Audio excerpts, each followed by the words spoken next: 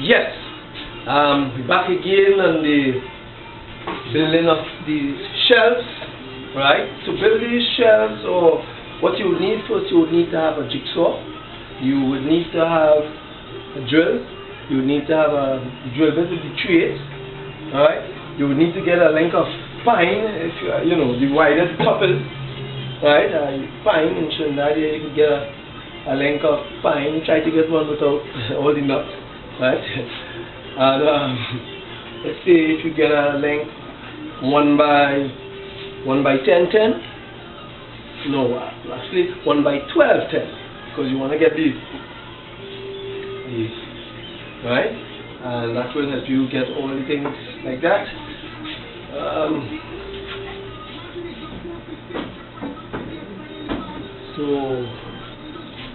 And as we hear, right? Now this here, I need to show people, right? It's the idea of a wall mirror, right? A mirror frame. It's just the frame, and what you have on this frame, you have a little ledge here on the side here, which is at the, if you look, it will be a little bit to the bottom where you could rest whatever your decoration in, and you have it on the other side. Right, it's from here to here, but you know, one is up. If you look at it, if you get a good view on it, one is on top and one is on the bottom. Right, you could use those mirrors on a wall, on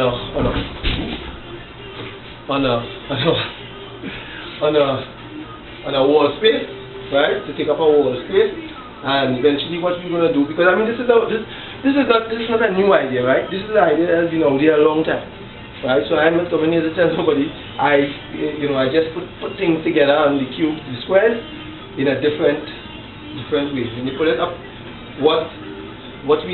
ideas that we have for this, because you know everybody have their ideas, and ideas that we have is when you put it across the wall, right? This here, as I said, this is not a new idea, but just we do it in Trinidad, in the local lumber, and we do it to our scale and proportion. Right. This here would go across the wall 5 feet, right? So it's 5 feet across the wall, right? You can put it over one of those sideboard, you know, if you have a big sideboard, a big wall space, you can put it over the sideboard. But what we will do is, this is a project that you know I want to work on here.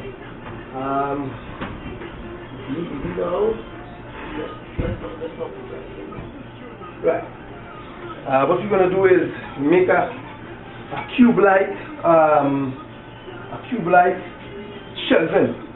shelving for the bottom. You know, we're gonna make a cube-like shelving about this thick, but it runs about 5 feet across. And what it's gonna have, you know, like this, the cut space here, it will be a little wider, so it can take something. So in other words, the idea for it is that you have the mirror across the walls, right?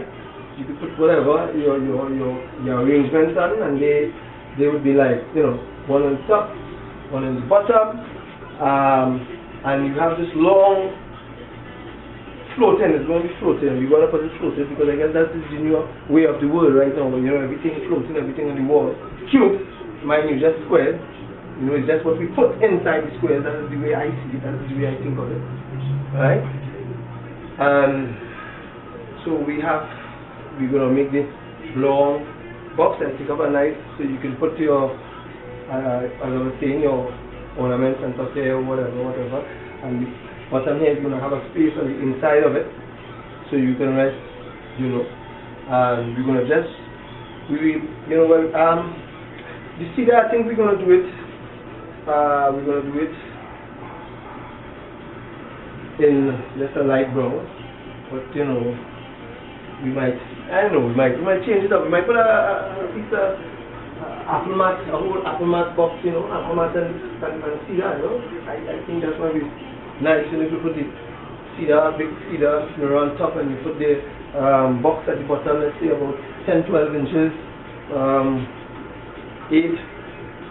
8 inches wide, and you know, you could put some kind of decoration and some some kind of something different to make it look different, right? So this is another look. This is like part 2 of the first video that I didn't get to finish, right? To let people know what they would have to get if you're thinking about doing this as a little hobby or doing it as a little way to earn a little extra money, because everybody needs more money for everything, right? So you could log into us, right? And we're going to we keep it simple, because what we have to tell people from other parts of the world who would be looking at this video, right? We in Trinidad here, right? We will have to work with the tools that we have access to here, So I mean, we can't work with tools that we don't have access to, or in small workshops. The cost of some tools is in Trinidad is kind of high. So this is the way we do things down here, at least in this small workshop. Without all of the big tools. Because so much in some of the other workshops, something like hand tools and things, I see some tools I have never seen. To be honest, I've never seen those so much tools to But we have different little methods, simple methods, right, that we use, right, and this is some of the knowledge that we want to pass on. We want to pass on to somebody who's interested, because I mean this knowledge is out here. I mean, but you get a better view on things and how it's done. If you hear it from somebody explaining it, like you might get a better view. Right, and another thing, the illusion that is given, that you have to, in the form of the pictures and certain things, that the size of the workshop, or the things that you have to create different ideas in terms of functional furniture, that you can sit on it, you can sleep on it, right? That you have to have this big workshop. No, that is just an illusion given in a picture. Because when you build things, for all people who builders, great minds, you will know that that's as an idea, and it manifests through our hands, right? So what I'm saying is that no matter how big the project is, it starts in the mind, right? And then when you start to build it, you assemble it in a space. Most of the things that you have seen, I build on my page, or even on YouTube, is building the assemblies in a small space, because we have a small space to work in here, this is how it has to be for now, right? So that is just get people who would be thinking, people thinking about doing woodwork, and then they might say, boy, I had to get a big space, so boy, I have to no. You do not have to, you do not have to. You just have to have a little workbench, a vice, few pieces of hand tools, because I mean this is the only jack planes that I really own in terms of I use them for everything.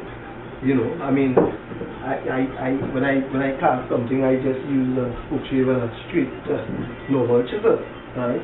Because we have to use what we have, right?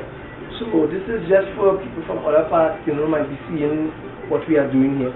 One of the things in the Caribbean here is we don't have access to all those tools, and even if we do, it is very excellent, right? So this is just a different